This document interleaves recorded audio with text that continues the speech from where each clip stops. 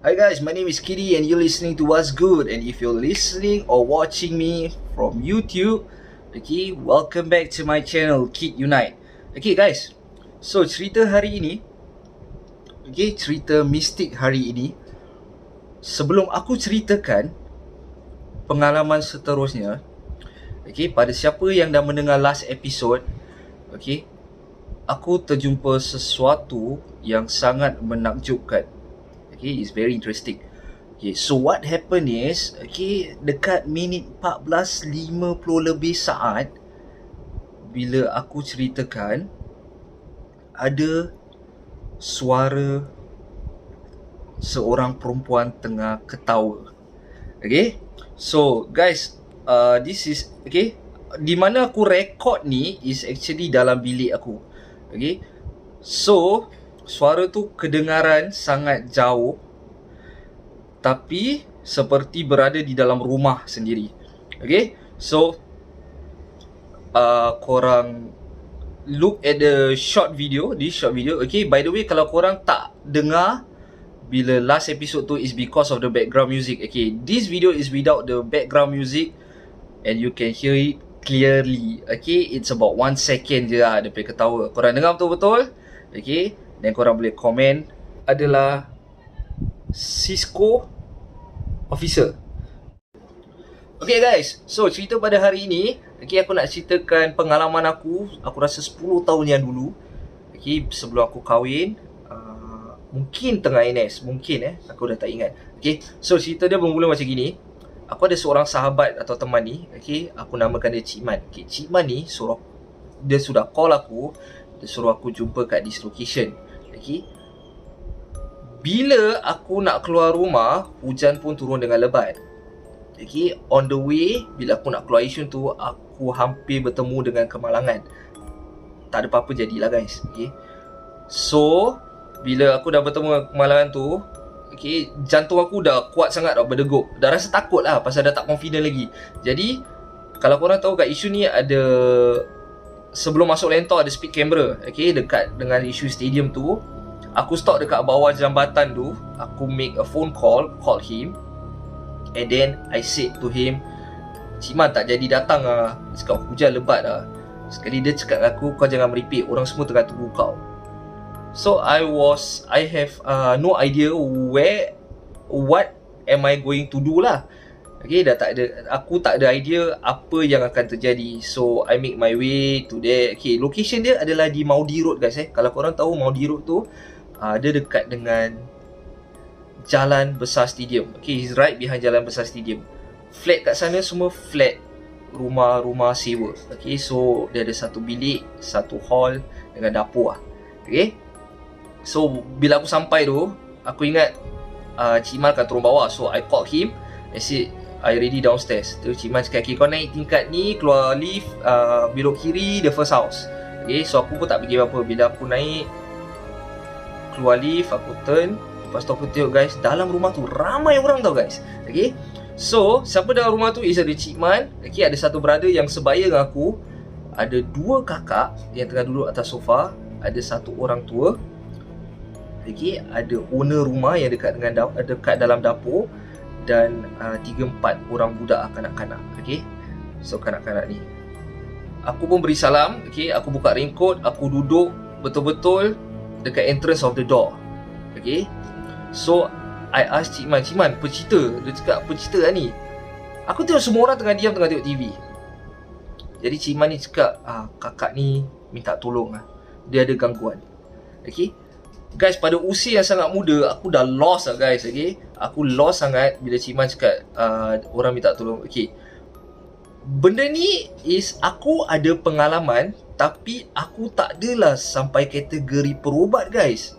Okay, benda ni is pengalaman sendiri, tahu pun sikit-sikit. Aku tak ada sampai professionally ubatkan orang or something tau. Okay, jadi aku cakap Cik Man nak buat apa siap? Terus cakap, tak tahu, aku kan pandai benda-benda gini. Aku pun duduk terdiam. Lepas tu aku pun macam buka mulut, aku tanya kakak ni lah. Cakap, kau apa jadi, what happened? Okay, kakak ni pun dia jawab dengan aku sepatah-sepatah tau. Okay, dia cakap, tak tahu. Okay, So aku pun tengah tak tahu, aku masih tengah hayal. After about 10-15 minutes, Cik Man ni tap aku, dia cakap, dia sound aku, dia cakap, kau tunggu apa? Dia cakap, cepat lah. Okay, dalam masa cepat tu aku dah gementar tau guys. Okay, dah tak tahu apa nak buat. Tiba guys, bila aku duduk termenung tengah fikir apa nak buat, tiba-tiba dekat sebelah telinga aku ada orang bisik kat aku, Kemenian. Okay, Kemenian. Itu je. Okay, Kemenian. So dengan tak secara langsung pun aku tanya owner rumah. Aku tanya, Kak, ada Kemenian tak? Guys, owner rumah tanya aku balik, kau nak Kemenian Arab ke Kemenian Jawa? Aku lost ya guys. Okay, I know nuts about this Kemenian. Okay, so aku dapat tahu yang owner of the house adalah mungkin lah, okay, connected to one of the Kuda Kipang Bay group. So dia tahu pasal Kemenian. So apa aku jawab kat dia is, saya nak Kemenian biasa je. Okay, yang biasa pakai lah. So dia cakap dengan anak dia, okay, yang aku cakap ada kanak-kanak tu kan, dia cakap dengan anak dia, kau pergi rumah ni gini, pergi ambil Kemenian gini. Okay, dia tanya aku berapa banyak, aku cakap tak banyak lah, sikit je lah. Okay, so after a while, budak-budak kanak-kanak tu pun balik ke rumah tu dengan Kemenian. Jadi Kemenian tu full set guys dengan tempat bakar semua. Okay, so intention aku was untuk bakar dan untuk kasih dia bau je lah. Okay, pasal aku dengar bisikan Kemenian, itu je aku fikir. Okay. Fun facts okay, korang dah tak payah bakar cakul untuk bakar Kemenian tau. Sekarang dah ada instant cakul where korang blow torch for about 5-10 second, benda tu dah merah, korang letak Kemenian, benda tu akan terbakar. Okay, it's a instant cakul. Okay, jadi bila dia bakar tu, okay, aku ingatkan nak keluarkan bau dia. Tapi diorang ada lagi satu macam, kau tahu sos punya Tupperware tak? Okay, sos punya Tupperware ni dalam ni dengan pasir, ada pasir-pasir. Aku tak tahu apa benda. Jadi owner rumah ni pun sudah picit ke arah Kemenian tu. Dia mengeluarkan asap yang banyak guys. Okay, asap. Jadi satu flat, jadi satu unit tu dah berasap. Bila satu unit tu berasap, aku keluar lah pergi koridor. Aku tengok satu koridor dah berasap guys. Okay, aku pun dah takut. Okay, takut satu, polis datang, lagi satu, neighbor complain.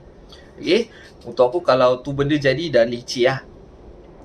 So fast forward, okay, bila Kemenian tu dah dibakar, rumah semua dah berasap, kakak yang aku tanya tadi, yang one word one answer ni, tiba guys, menggigil lah guys. Menggigil satu badan, dan tiba-tiba dia stop. Dia tengok ke atas dinding lah. Atas dinding, betul. Okay, atas dinding. Jadi dia macam gini. Okay, so bila benda tu berlaku, Cik Man dah excited gila guys. Cik Man dah macam, kik, dia dah masuk. Aku dah lost ya guys. Okay, aku dah macam, apa lagi saya ni, apa yang aku nak buat lah. Sekali Cik Man pun cakap, kau duduk depan dia. Okay, jadi dalam keadaan aku yang tengah basah kuyup ni, aku pun melutut. Cara aku duduk ni is melutut, tapi di hadapan dia. Jadi bila dia tengok atas tu, tiba-tiba guys, bila aku duduk depan dia, dia turun kepala, terus pergi kat kepala aku gini. Okay, it's very close close proximity Okay, very close. Aku pun back off. Bila aku back off, tanda terkejut lah. Jadi aku pun ketawa sendiri-sendiri. Okay, ketawa sendiri lah. Aku tengok surrounding aku semua tengah serius. Okay, jadi aku pun rasa paisi lah. So kakak ni dah mula berjoget, bersilat. Okay, dah start meracau lah. Dah mengeluarkan bunyi-bunyi yang biasanya orang-orang sampuk ni buat lah. Okay, kalau korang nak tahu, korang pergi google lah macam mana orang kena sampuk. Okay, so cut the story short, bila kakak ni kena sampuk, tiba aku pun cuba tanya benda ni macam siapa nama. Okay, it's a very basic thing lah. Sekali aku rasakan benda ni is very interactive. Okay, it's a interactive punya hantu, which dia akan berbual. So aku cakap dengan brother yang sebaya aku ni, is actually kakak ni beradik. So diorang ni adik-beradik. Jadi aku cakap dengan brother ni, bro, kalau kau nak tanya apa-apa, kau tanya. This is the time lah bro. So dia tanya-tanya, dia call out a few names. Okay, which aku pun dah tak concentrate sangat. So guys, remember aku cakap ada orang tua kat rumah tu. Okay, orang tua tu adalah dahulunya dikatakan dia adalah seorang perubat. Okay.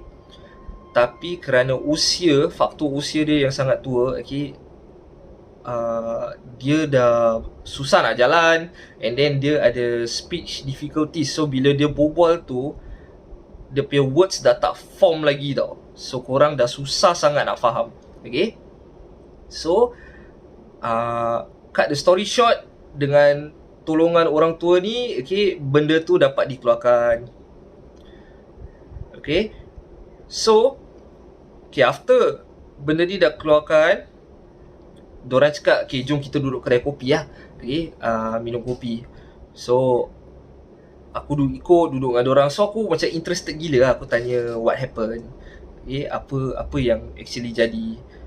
Okay, so kakak ni cakap, dulu diorang tinggal satu rumah dua beradik. I don't know what happened to the parents. Okay, let's not assume anything. Okay, just say that rumah ni diorang tinggal dua beradik je. So diorang invite pakcik diorang yang tak ada rumah untuk tinggal dengan diorang. So after a few years pakcik ni tinggal dengan diorang, pakcik ni dapat duit CPF. Jadi pakcik ni pun sudah invest dekat Batam, Indonesia. Okay, so bila dia invest banyak sangat, duit dia habis, dia balik ke Singapura. Dia jumpa dengan adik-beradik ni dan dia cakap dia nak tinggal balik dah situ. Tapi kakak ni rasa, I don't know what happened, betul-betul jadilah. Kakak ni cakap yang dia tak terima and dia halau pakcik ni keluar lah. Okay, so before pakcik ni leave, pakcik ni give a stern warning saying that she is kurang hajar, and give a stern warning, kau siap kau jaga. Okay, so kakak ni cakap after a few months later, okay, dia dah rasa badan dia sangat lain tau. Okay, so how lain is it is, bila dia pergi kerja, dia akan rasa sakit. Okay, dia akan rasa sakit, tiba-tiba dia lost control of herself. Bila dia sedar dekat rumah. Okay, this is very dangerous guys. Pasal korang imagine korang pergi kerja, lepas tu tahu-tahu korang dah kat rumah. Okay, dah bangun kat rumah. So in the middle korang dah tak ada self control tau. Korang dah tak sedar lagi dunia-dunia ni tau. Okay, ada orang cakap bagus, ada orang cakap tidak lah. Tapi ketahuilah benda ni yang mengontrol diri kau. So it's kind of dangerous lah. Okay, so dia punya sakit is kadang-kadang dia tak boleh bangun daripada katil, and then dia punya company have to dismiss her. Okay, so bila dia dah tak kerja tu, okay, dia pun jumpalah orang-orang untuk berubat. So dia cakap dia dah jumpa few of berubat and things still the same. Okay, before she met me, okay, dia cakap before she met me, dia ada jumpa satu pakcik ni. Okay, satu pakcik ni yang berubat, tapi pakcik ni akan datang ke rumah dia lah. Okay, it's under recommendation from her friend. Jadi dia cakap cara pakcik ni berubat, okay, it's dengan menggunakan keris, limau, dengan asap-asap. Okay, so the criteria was pakcik ni kena berubat dengan dia minimum 5 kali. So ada 5 kali consultation. And then dia cakap pakcik ni meletakkan harga yang tinggi lah. Okay, so tinggi, untuk aku tinggi dia tak cakap exactly berapa, cuma untuk aku tinggi is kalau per consultation is $200 to $300. Dah kira tinggi lah untuk aku. Okay, untuk berubat macam gini $200-300, habis kau kena at least 5 times tau. Kalau 5 times ni baik, kalau tak baik kau kena continue dia ni lah.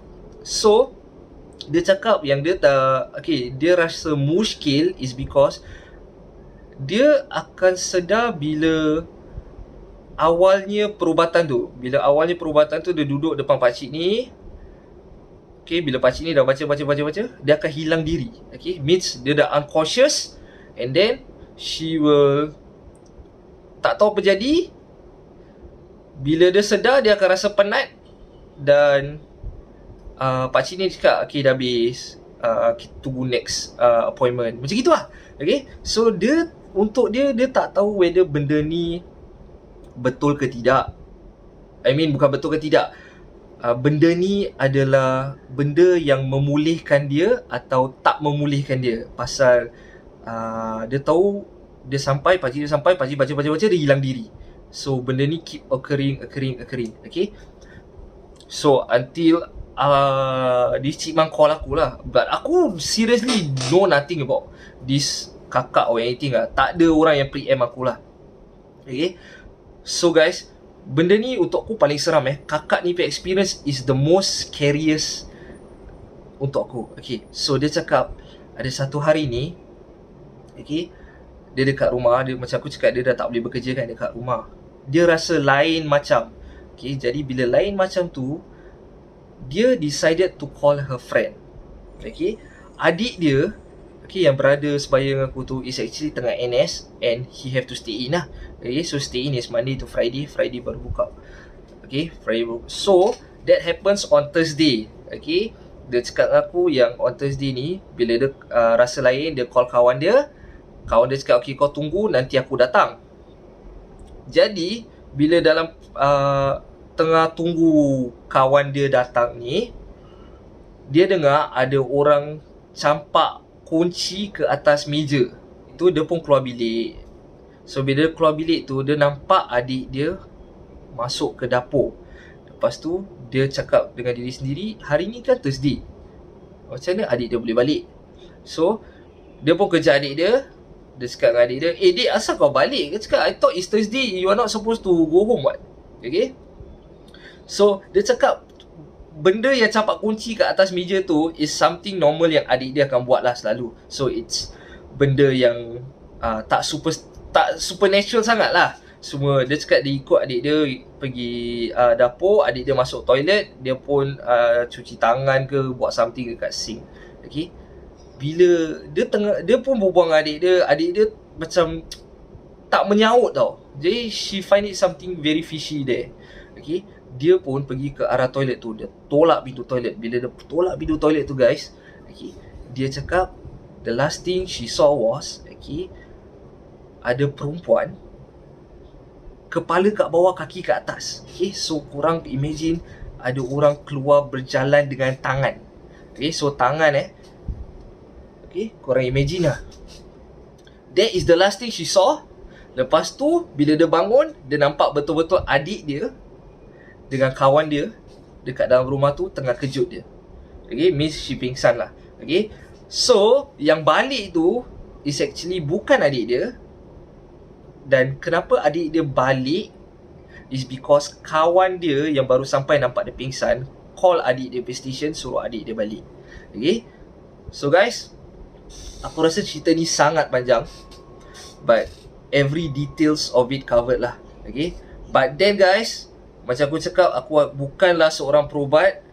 Dan masalah kemenian tu adalah bisikan daripada bisikan je. Okay, kemenian aku pun tak tahu apa nak buat. Okay, so I don't use kemenian at all lah. So I know nak sebab kemenian. So jangan salah tafsir. Aku tak berubat pakai kemenian, dan aku tak berubat pun orang. Okay guys, so thank you so much for listening. Help me like, share and comment guys. Okay, see you on the next episode.